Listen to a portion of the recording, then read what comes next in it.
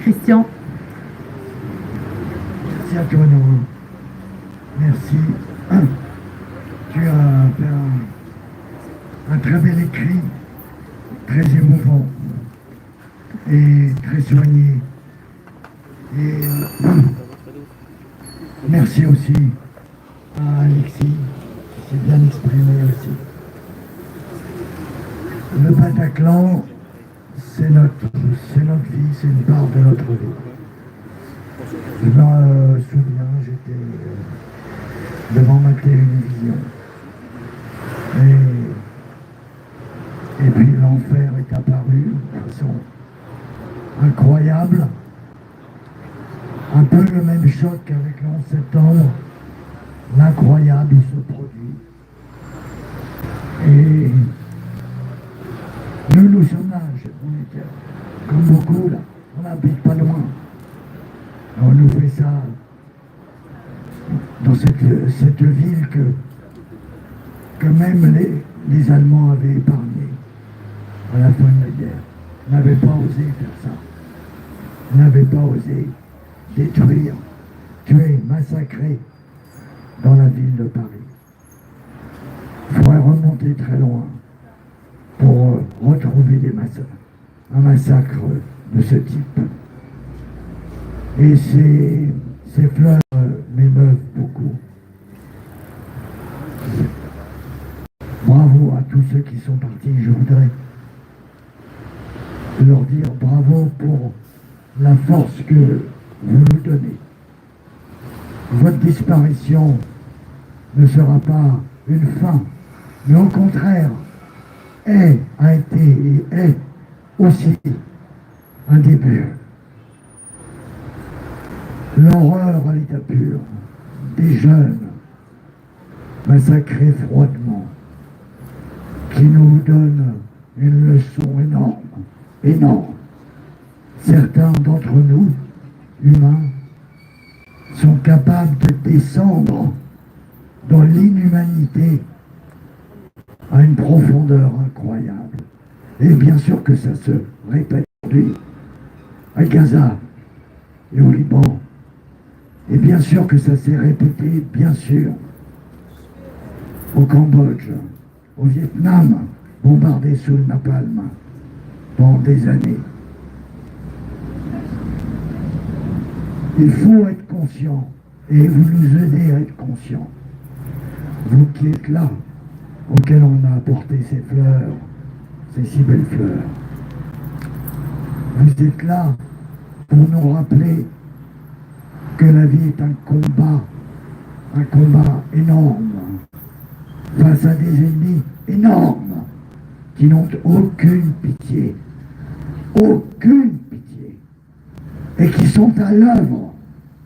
Et ceux qui ont commis ce massacre, et ceux qui les ont payés, parce que c'était 50 000 balles, 50 000 euros pour chacun, ça a été enregistré, ça a été filmé, c'est passé sur Arte, la dispute sur les 50 000 balles qu'attendaient ceux qui allaient commettre ce massacre. Tout s'achète. Au massacre d'Istanbul, dans une salle de ce type, où il y a aussi eu 200 personnes mitraillées, quelques années après, on a retrouvé les 200 000 balles sur le lit du massacreur. Et à Nice, c'est pareil. Il y a eu 100 000 balles qui ont été envoyées à la veille du massacre de Nice. Pareil. Ça s'achète. On achète les massacreurs. C'est du business. Et les victimes de ce 13 novembre 2015 sont les victimes du business, de la géopolitique. C'est une question évidemment d'argent, de très gros sous. La géopolitique, c'est des très, très, très gros sous.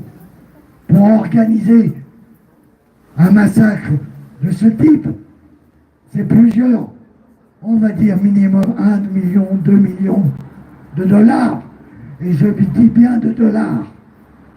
Je ne parle pas d'euros, je parle de dollars. Parce que en Irak, il y a eu 1 million de morts massacrés avec des bombes pendant la guerre en Irak. Femmes, enfants, pour le business, pour le pétrole. En Afghanistan, pareil, 1 million. C'est toujours des massacres de cette importance.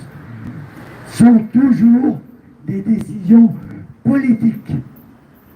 Et la politique, sous sa forme la plus dégueulasse, pour gagner des parts de marché, pour gagner des accès au puits de pétrole, pour l'Irak, les massacres d'Irak, et 1 million.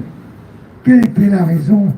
On le sait bien, et c'était aussi le 11 septembre.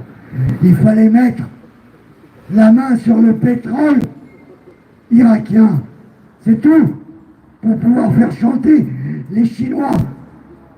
Parce que la dette américaine envers les Chinois était trop importante. Donc, comment? Oui, bien sûr, monsieur.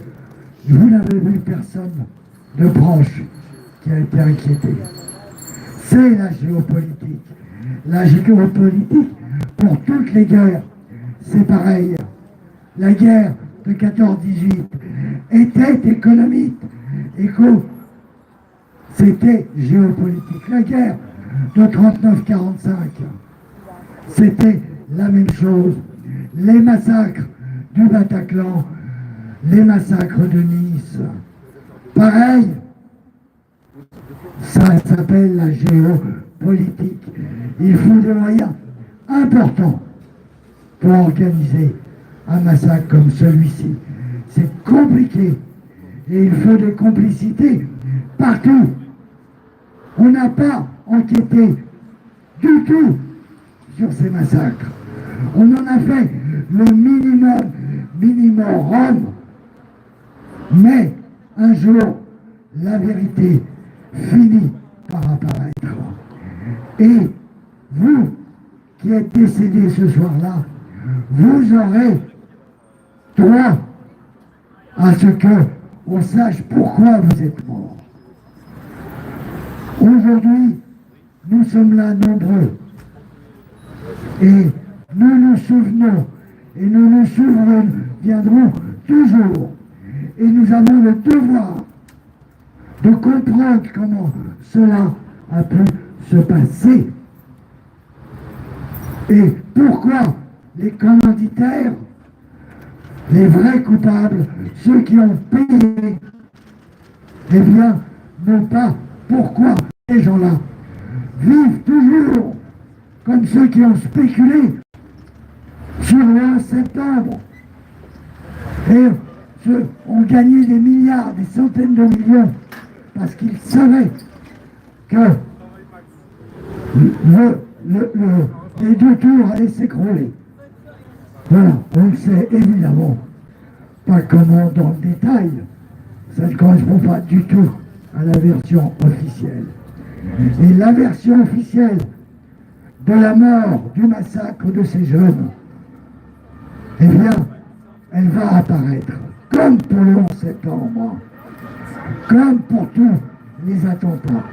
Donc, vous êtes là, votre image est poignante. Je vous adresse mes respects et mon amour aussi.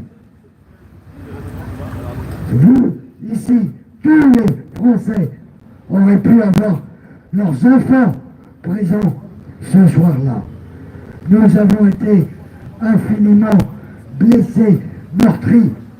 Et nous le sommes aussi parce que les responsables, les coupables, vivent encore paisiblement avec le bénéfice qu'ils ont reçu pour que cette action politique et géopolitique ait lieu.